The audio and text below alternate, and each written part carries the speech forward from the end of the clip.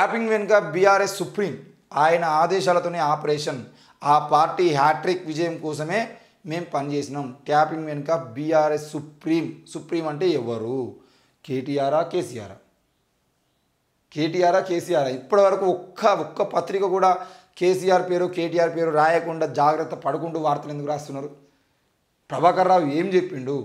Year క్లియర్గా చెప్తున్నాడు కదా, ఆ పార్టీ హ్యాట్రిక్ విజయం కోసం మేము పనిచేసినాం.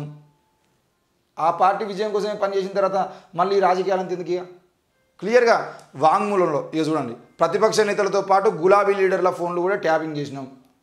ప్రతిపక్ష లీడర్లతో పాటు గులాబీ లీడర్లు అంటే వాళ్ళు ఎవరన్నా పార్టీ నుండి జంప్ అవుతున్నారా లేదా, ఎవరన్నా పార్టీ నుండి అమ్ముడు పోతున్నారా ఏంది అనే విషయాలను కూడా వాళ్ళు ట్యాపింగ్ చేశారు. అందుకే ఆ రోజు బీజేపీ నాయకులు వికారాబాద్ జిల్లాలో జరిగినటువంటి ఆ బీజేపీ నాయకులు ఎవరైతే కలిసి మరి వాళ్ళందరూ కూర్చొని ఒక్కొక్కరు 10 కోట్ల రూపాయలు 100 కోట్ల రూపాయలు అని చెప్పేసి మాట్లాడుకొని వీళ్ళందరూ పార్టీ జంప్ అయిపోయి బీజేపీలో చేరుతారు అని చెప్పేసి ఆనాడు ఏ విధంగా అయితే వార్తలు వచ్చినాయో వాటన్నిటినీ ఆ ఎమ్మెల్యేలే కావాలని కేసీఆర్తో చెప్పి అదంతా చేశారు అనేది డ్రామా అంతా.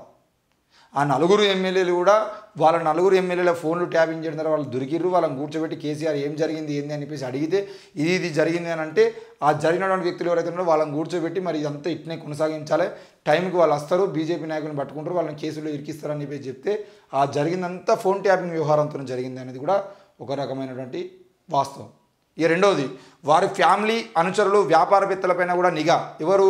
ప్రతిపక్ష నాయకుల కుటుంబ సభ్యులతో పాటు వాళ్ళ అనుచరులతో పాటు వ్యాపారవేత్తలు ఎవరైతే ఉన్నారో వాళ్ళ మీద కూడా నిఘా పెట్టారు. ఎందుకు నిఘా పెట్టారు అని అంటే డబ్బుల కోసం.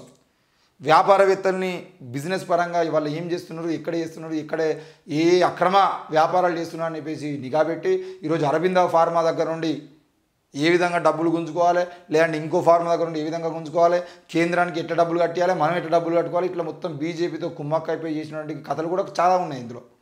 మరి ఆ వ్యాపారవేత్తలు అనుచరులు వారి ఫ్యామిలీ పైన కూడా ఫోన్ ట్యాపింగ్ చేయమన్నారు. ఎవరు చేయమన్నారు? బీఆర్ఎస్ సుప్రీం అంటే కేసీఆర్ లేదంటే కేటీఆర్. ఇది తప్పకుండా చెప్పాలి. చెప్పకుండా మీరు సుప్రీం అని చెప్పేసి 4 రోజులు అయిన తర్వాత ఆ ప్రభాకర్ రావుతోనే క్లోజ్ చేసినటువంటి కథలు కూడా పడతారు. ఇక ఎన్నికల్లో ఎస్కార్ట్ వాహనాలతో బీఆర్ఎస్ డబ్బు తరలింపు.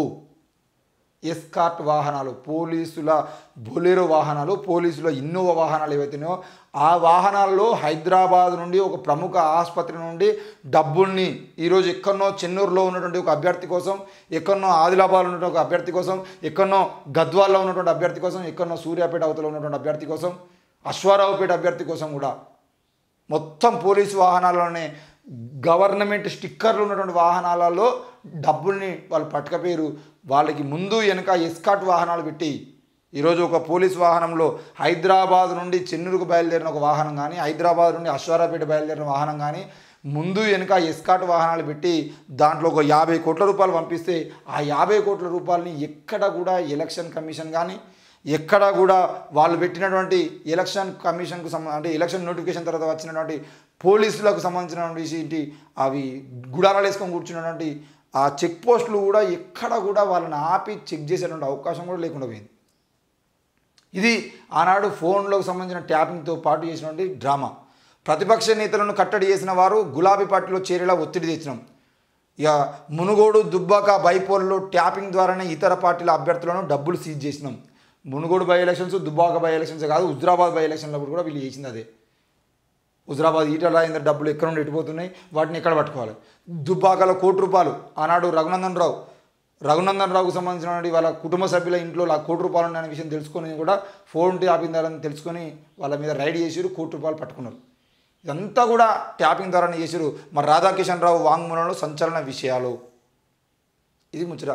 ఇక వాంగ్మూలం నుండి కీలక విషయాలు ఏమున్నాయని చూస్తే, బీఆర్ఎస్ సుప్రీం ఆదేశాల మేరకే నాకు Hyderabad task force DCP post ఇచ్చిర్రు. సుప్రీం ఆదేశాలు అంటే కేసీఆర్ ఆదేశాల మేరకు, కేటీఆర్ ఆదేశాల మేరకు, వాళ్ళ ఆదేశాల మేరకే హైదరాబాద్కు సంబంధించిన టాస్క్ ఫోర్స్ డీసీపీ పదవిలోకి ఆయన తీసుకొచ్చిన తర్వాత మేము ఒకే సామాజిక వర్గం కావడం వల్లనే ఇంటెలిజెన్స్ డిఐజీగా ఆయనకు పదోన్నతి ఇచ్చారు ప్రభాకర్ రావుకు. ఏంటిది?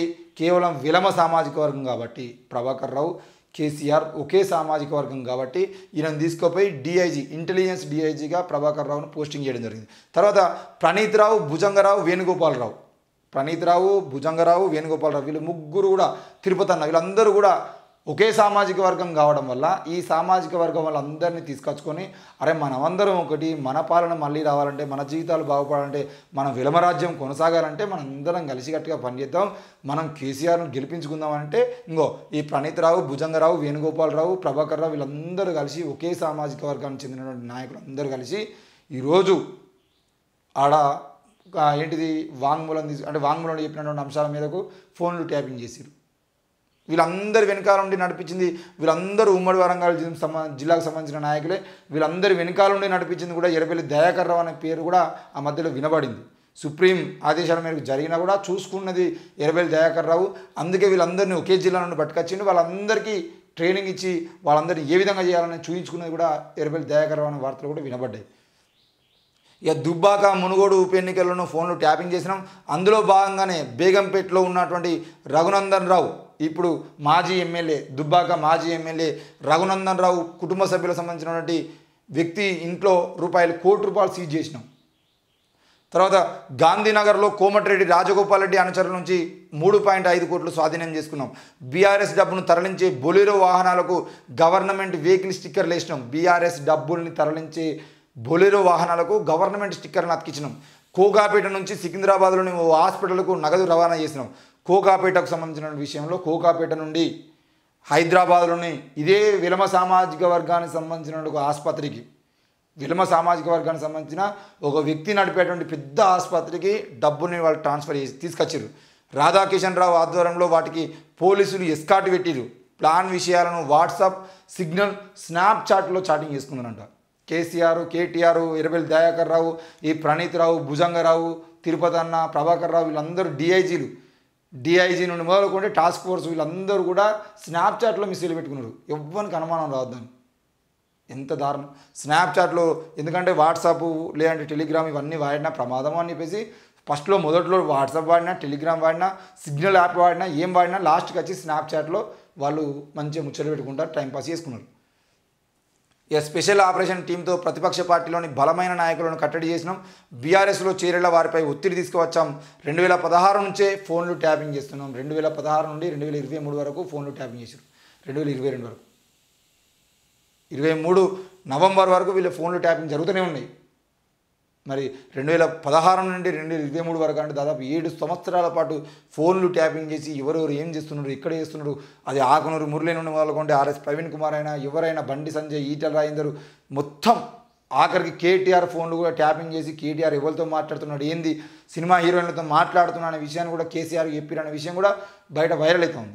ఇవన్నీ విషయాలు పక్కన పెడితే ఫోన్లు ట్యాపింగ్ చేసి ఈరోజు వాళ్ళు చేసిన ఆర్థిక దోపిడీ కాకుండా ఎలక్షన్ టైంలో పోలీసుల వాహనాల్లోనే డబ్బు తరలించరు అనే విషయం మీద కూడా తప్పకుండా ఎలక్షన్ కమిషన్ కూడా సమాధానం చెప్పాలి. మరి ఎలక్షన్ కమిషన్ ఏం చేసింది? రాష్ట్ర వ్యాప్తంగా డబ్బుల్ని పోలీసుల వాహనాలు తరలిస్తూ ఉంటే పోలీసుల వాహనాలు ఈరోజు కేసీఆర్ పోతే కేసీఆర్ వాహనాన్ని చెక్ చేస్తారు, రేవంత్ రెడ్డి పోతే రేవంత్ రెడ్డి వాహనాన్ని చెక్ చేస్తారు, హరీష్ రావు వాహనాన్ని చెక్ చేస్తారు, పోలీసులు ఫోటోలు దింపుకుంటారు, పేపర్కి ఇస్తారు, కేసీఆర్ వాహనాల్లో తనిఖీ అని చెప్పేసి వార్త రాస్తారు. మరి ఈరోజు పోలీసు వాహనాల్లో వాళ్ళు ఏంది ఎస్కాట్ పెట్టి తీసుకుపోతున్న డబ్బులకు సంబంధించిన విషయంలో ఆ చెక్ పోస్టులు ఏవైతున్నాయో చెక్ పోస్టులో ఉన్న పోలీసులు ఎందుకు వాటిని చెక్ చేయలేకపోయారు?